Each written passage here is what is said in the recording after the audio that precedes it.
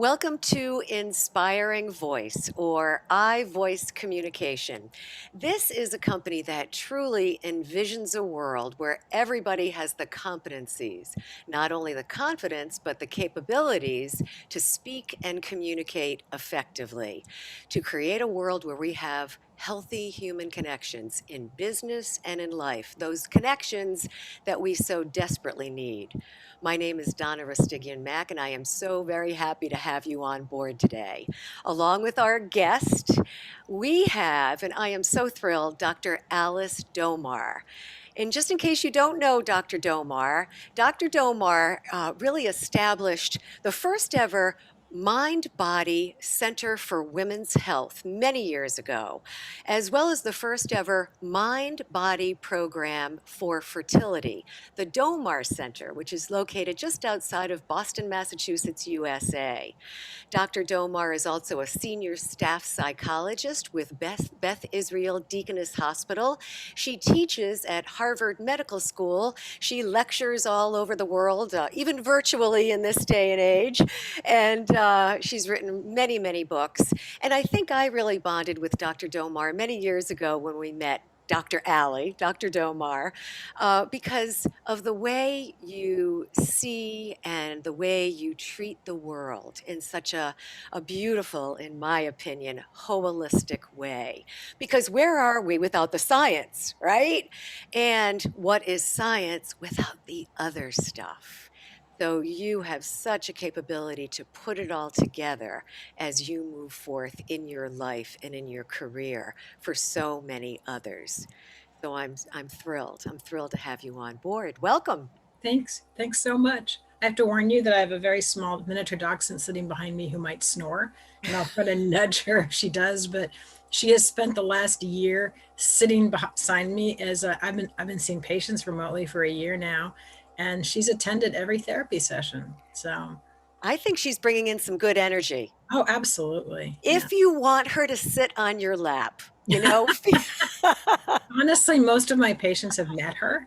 And there have been a few instances that one of my patients will have a dog that will bark and then she'll bark and then that dog will bark and then she'll bark. So it sort of interferes with the whole therapeutic You aura. know, she needs connection too, Oh, doesn't she? yeah. Yeah. Well, I don't know what she's going to do when I go back to the office because now she's used to having, at one point there were five of us in this house for 6 months and she was in Mhm. heaven.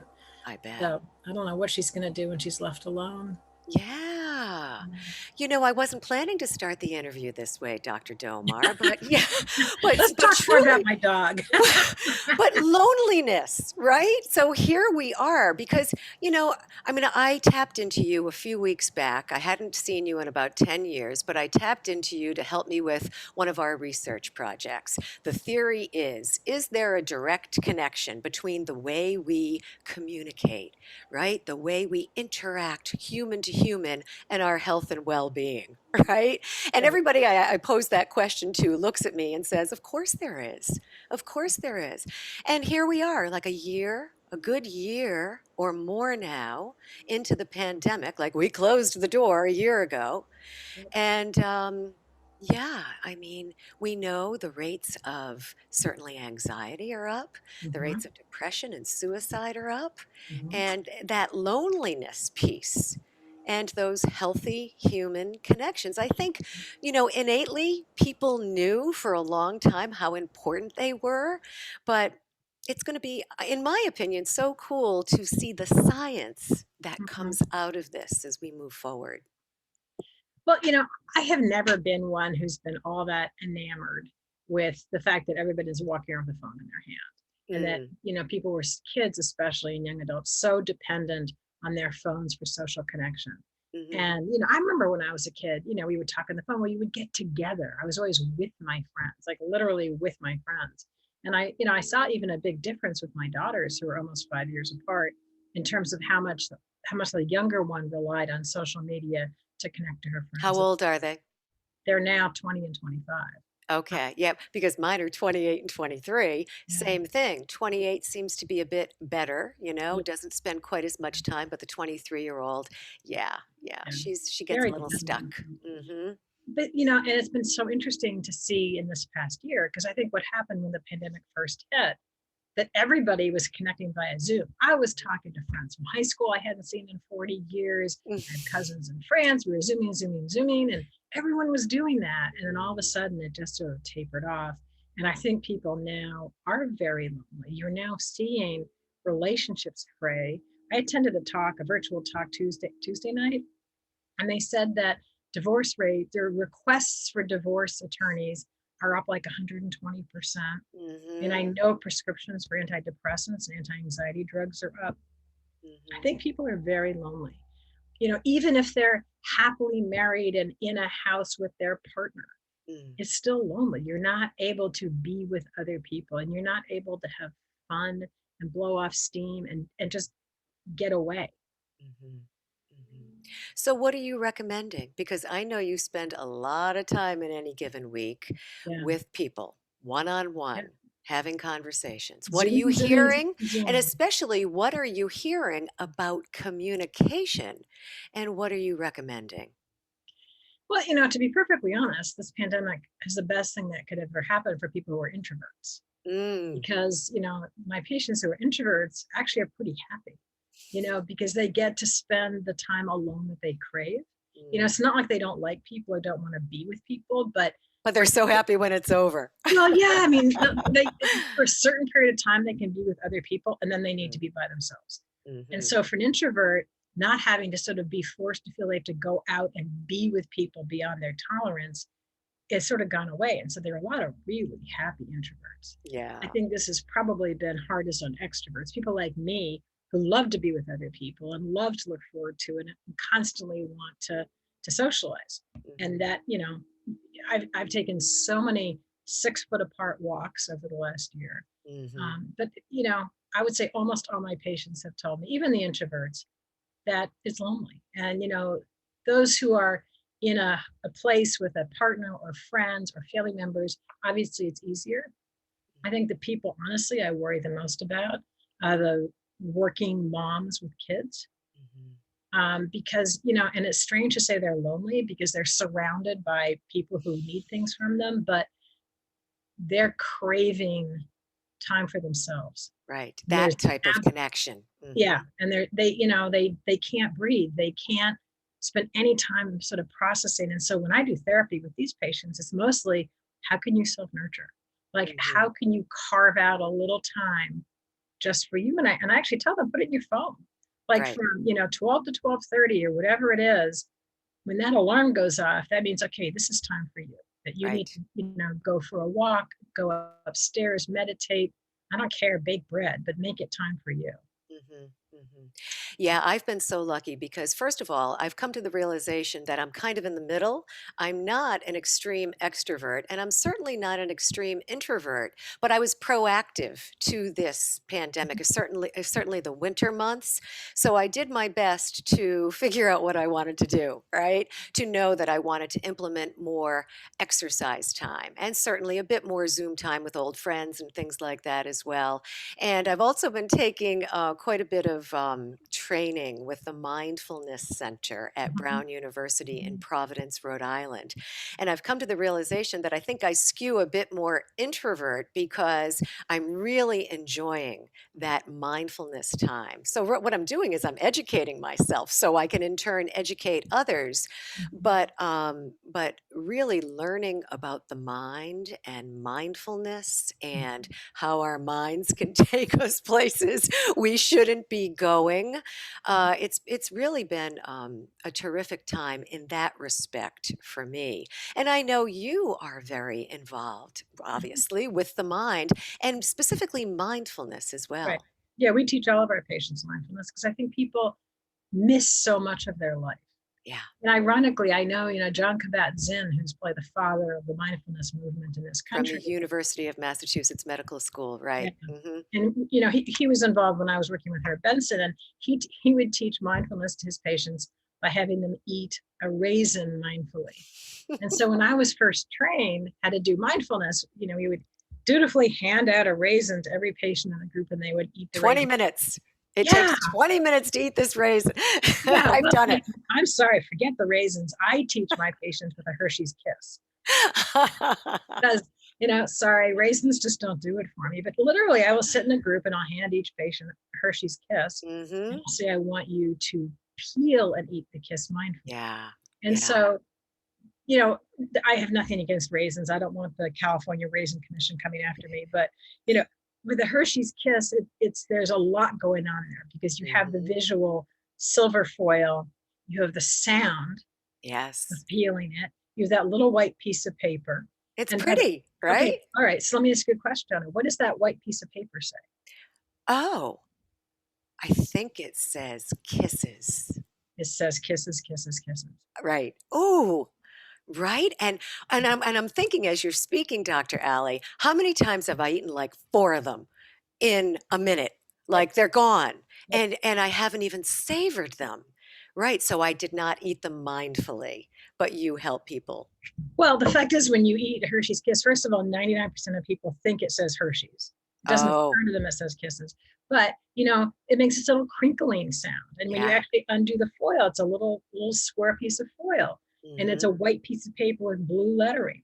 And Hmm. the kiss itself, is in that sort of that teardrop shape, which, Hmm. no, people get a bowl of kisses, they grab a handful, they quickly unwrap it, they pop it in their mouth, they chew it, it's gone, then they go to the next one. So Right. anyway, that's how we teach mindfulness with the Hershey's Kiss. Well, and then they eat a dozen and they feel Yes, guilty.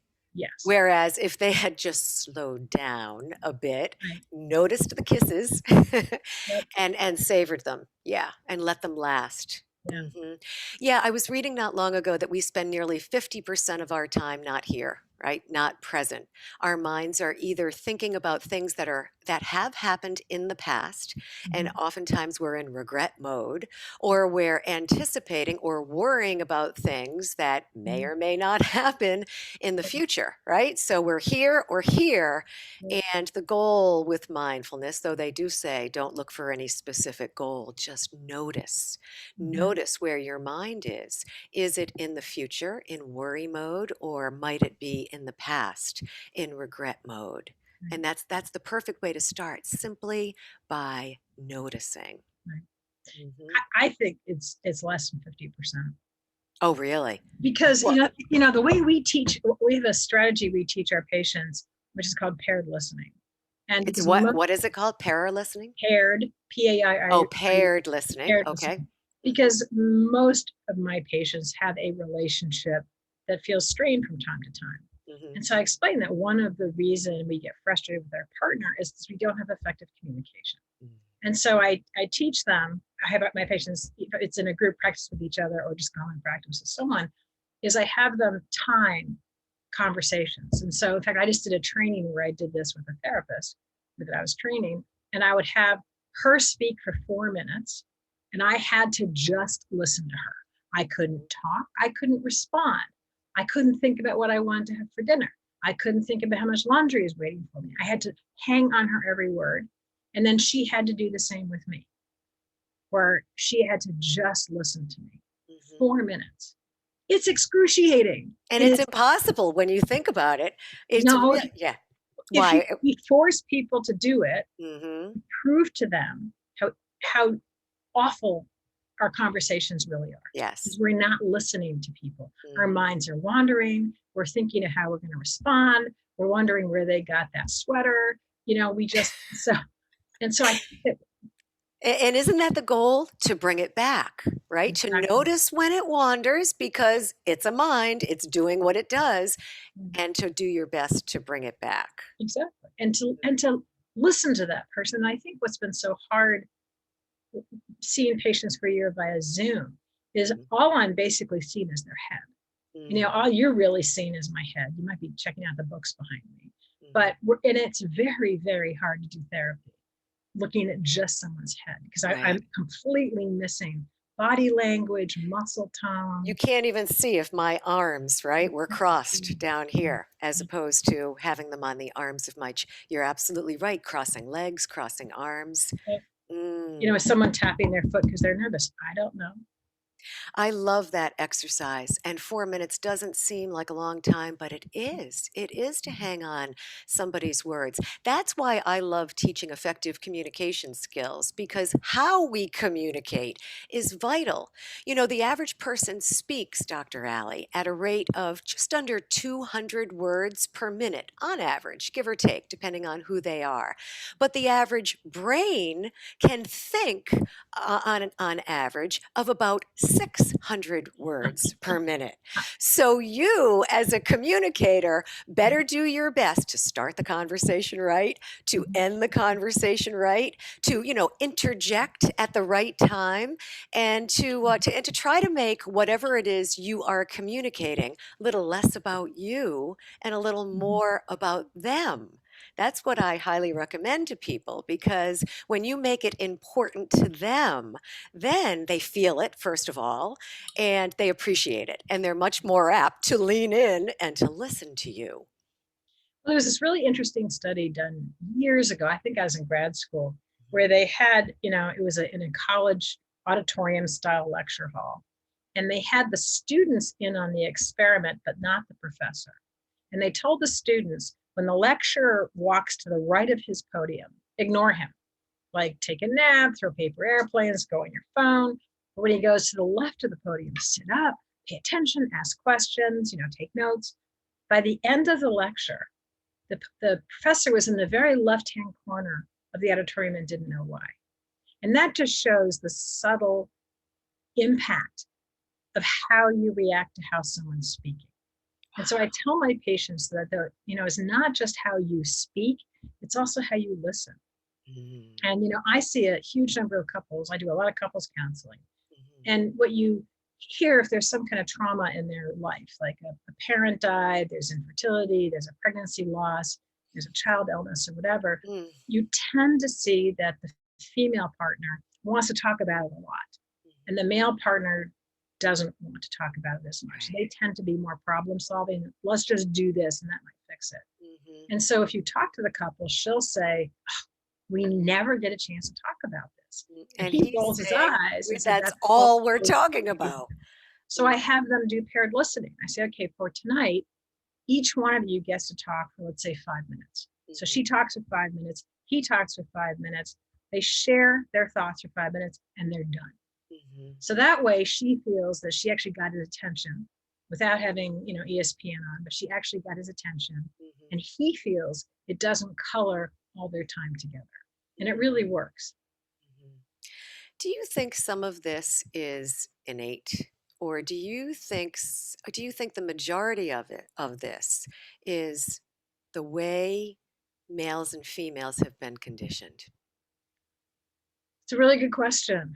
Mm. I mean, certainly, at least in my generation, boys were brought up they couldn't cry, and girls were brought To up be they couldn't stoic, right? Right. cry. Mm-hmm. And men,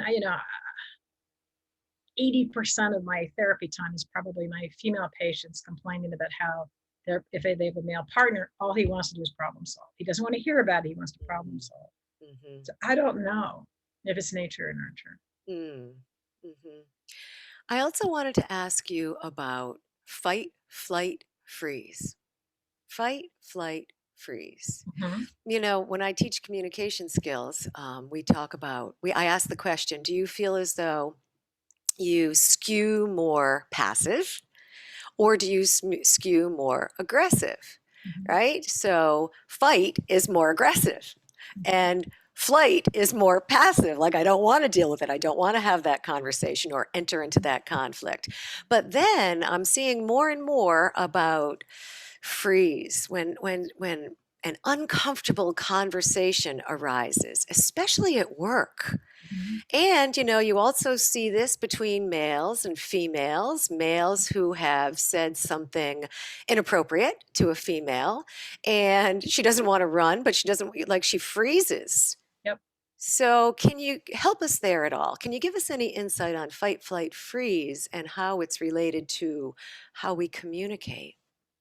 Well, fight or flight is certainly an ancient physiological reaction to stress. Mm-hmm. And, there's this core lizard part of our brain, Mm, which is still caveman days, Mm-hmm. in terms of when we are in danger, we run or we fight.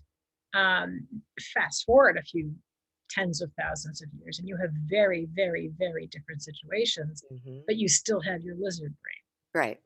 which comes out. And so, I'm constantly giving talks saying, we have this fight or flight response so that if we're chased by a saber-toothed tiger, we can outwit it. Mm-hmm. Or if another cave person, comes toward us, we can hit them.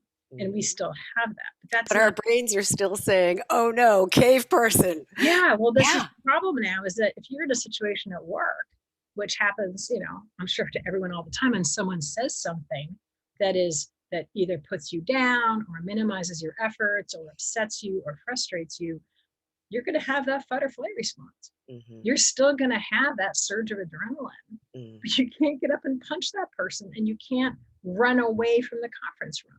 Right. And in all actuality, I think the freeze is it sort of freezes your ability to think super quickly and come up with an appropriate response. I mean, Mm-hmm. I know I'm the kind of person, if someone says something, this happened to me a couple months ago.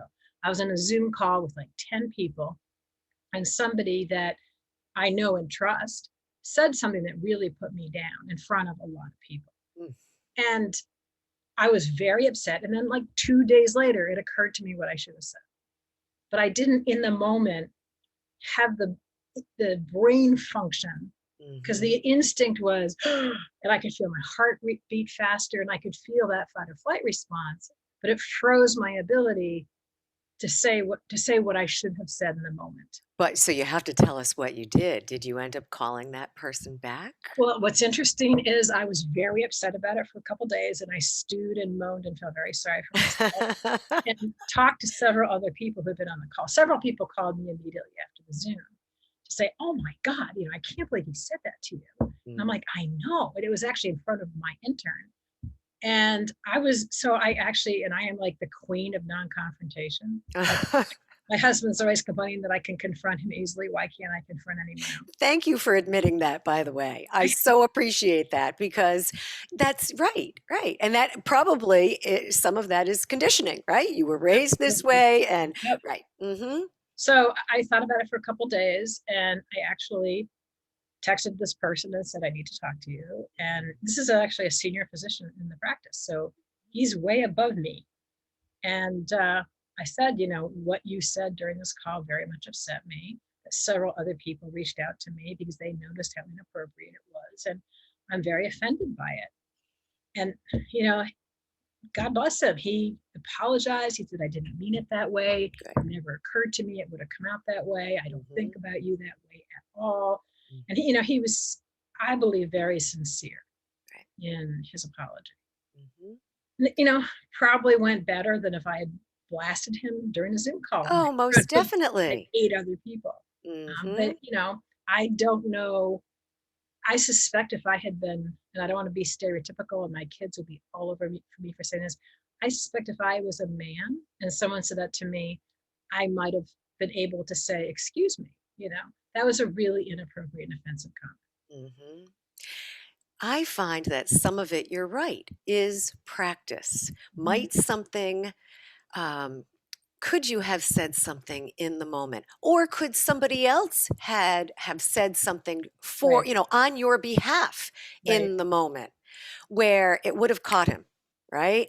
But you know what? At this particular point, I still see it as a positive because you made a difference, right? You didn't blow it off. You didn't push it right, under the rug. You absolutely went back and he did apologize. So you feel fine. And you know what? That helps build trust between you and right, between him.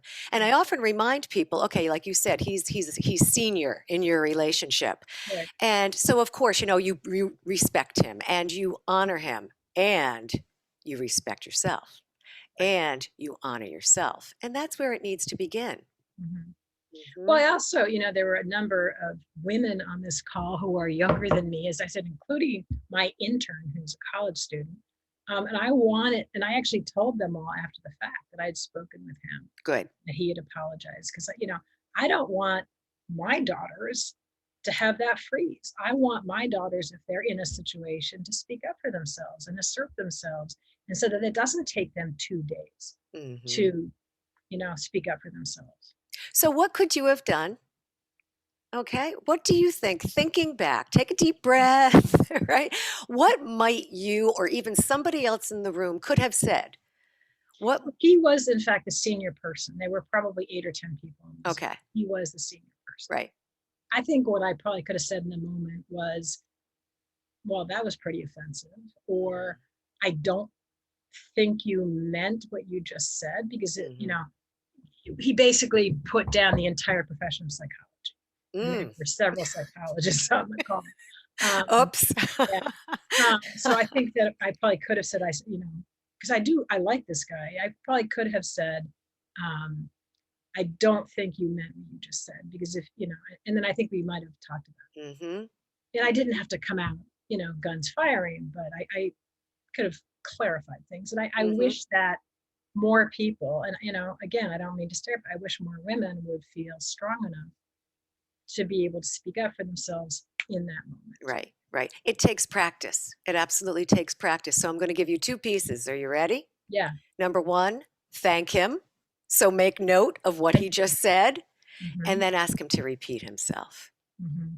And in the meantime, that gives you an opportunity to formulate perhaps the next best line, Hmm. such as, I don't think you really meant that, or something like that. Those are my words. You can turn them into your words. What Right. might have you been able to say in the moment? Right. Um, and, if he admitted and if he apologized 2 days later, then he may have admitted and apologized in the moment. Yes. Yeah. Well, Okay. it's funny because what I teach my patients is, you know, all of us know that we're sensitive to certain things that people say. Hmm. So all of us have these Achilles heels. All of us have Yeah. vulnerabilities. And so what I tell my patients is, okay, think about your biggest vulnerabilities. Okay. Maybe you're insecure. Maybe, for example, a man who's bald is extremely insecure about his being bald. Or maybe a woman who's overweight is feeling insecure about her weight, or whatever it is. Okay, think about your vulnerability and think of the one or two things that people say to you that bother you the most. And then come up with what I call snappy comeback lines. So Yeah. just memorize a couple things that you could say. They could be polite, Hmm. they could educate the person, or you could zing them right back, depending on the Mm. circumstance. Just memorize those comeback lines so you're never unarmed. I love that. So I that love I've that. had a lot, I do that. I have a lot of patients do that, and it's really helpful. I call them have them in your back pocket. So So when you need to take them out, they're right there. Such as no. yeah, yeah, Here's another one. You ready? Somebody hurt your feelings? Ouch. yeah. Sometimes you don't know what to say, but if you just look at them straight in the eye and say, ouch. Yep. And another one, of course, is stop right there. Oh, that's a good one. That's a good one. Yeah. Yeah. Yeah. I think everybody, men and women, Yep. could benefit from no, ouch, and stop right there. Yep. And even I if, I love stop right there. I'm going to start using that with my patients. and I think it's more than okay to say, you know what? I am going to leave and I am going to collect myself. Let's reconvene in an hour, tomorrow, Right. whatever. Right. Because I do not want to be angry in the moment. I don't want to cry in the moment or whatever it might be. Right. But And I yeah. think there are a lot of people who are afraid of crying. Oh, Or they're yeah. in a very, I mean, this is men and women who are in a very tough situation, Mm, with friends or family, or especially in a work situation, who are terrified of crying. yeah. And so I often have people say, well, sort of write out your arguments ahead of time, and Hmm. sort of so you feel solid in having information to share that defends yourself. And that might, Hmm. coming in armed, Yeah. might make you feel stronger. Yeah. Well, it's like anything. Be proactive. Have those words in your back pocket and practice them a few times. Actually articulate them. Mhm. Okay, I spent a little time yesterday because I'm keeping my eye on the clock here, Dr. Ali, at Emerson College in Boston, Massachusetts. I was actually training them virtually. And I posed the question, how does ineffective communication make you feel? Okay, there was a student, like 18 kids in the room. And these are some of the responses I received. Ineffective communication, how does it make you feel? Worried, irritated, disrespected, frustrated, anxious, awkward, angry. unworthy. Mm, And that last one really hit me hard yeah. because, yeah, yeah. And you get that. Now, on the other side of the coin, then I pose the question, how does effective communication make you feel? And some of the responses included confident, comfortable, accomplished, heard, energized, respected, validated, radiant. I loved that one. And Mhm. competent. Yeah. So I just loved hearing from the kids and continuing this research project. Yeah. We know that there's a direct connection, right, between how we communicate and our health and well being. So, thank you so much for, not only taking it seriously, but doing what you do to arm the people that you work with. Thank you. No, seriously, with the tools that they need to communicate with themselves, Mhm. first and foremost, so they can communicate with others. Mhm. Hmm. Yeah. Yeah. It's hard. I mean, and I think this pandemic has changed communication, I'm sure in some ways permanently. Hmm. What do you As mean? I think a lot of people are going to choose to, or companies are going to make them work remotely. Hmm. And I just don't think you're going to get the same kind of communication or team building on a computer screen as you would in a room. I mean, you know how how when you're in school, they have kids break up into working groups on projects. Yeah. And these projects end up being much better than if each of them had done it individually, because Right. there's something about being with a group and brainstorming, getting excited. But you also visualize people are pacing around the room and they're running out and getting pizza and they're getting creative. Yeah. That's not going to happen over Zoom. Hmm. If, I'm not saying this is bad. And this is, I was talking to, I don't remember if it was a patient or a friend the other day. And I said, if we hadn't had this technology, if this pandemic had happened 20 years ago, it literally would have meant a collapse of the world economy. I mean, civilization would have stopped. Hmm. And so we're very lucky we were able to continue, seeing patients and teaching and doing, financial stuff and all the stuff that goes on to create the economy as we know it. But Hmm. I think it's going to have taken a huge toll on our psyches. On our psyches, on our people. It's always been challenging to communicate. I remind people, how important it is to become a good communicator because most people aren't, right? Most people aren't good communicators. So, but I think this pandemic has also given us an opportunity to appreciate our humans, right? Yeah. And to certainly appreciate our humanness and I guess the question is, what are we going to do moving forward to make sure that we stay, right? We keep those healthy human connections and we stay healthy ourselves as individuals so we can continue to create those healthy human connections in business and in life. Hmm. Absolutely. Well, I suspect when people are vaccinated, we're going to be boom. I want to be. I want to. I want to hug my friends. I want to go to restaurants. I want to, go for drinks. I mean, I think we're all desperate for that kind of human connection. Yes, we are. And, I don't know whoever's listening, when you're listening, but this was recorded in March of 2021, and the days are starting to get longer. And man, are we excited. And we thank you so much for joining us today, Dr. Alice Domar from the Mind Body Center, the Domar Center, just outside of Boston, Massachusetts, USA. It's really been a pleasure. Thanks so much for inviting me. Okay.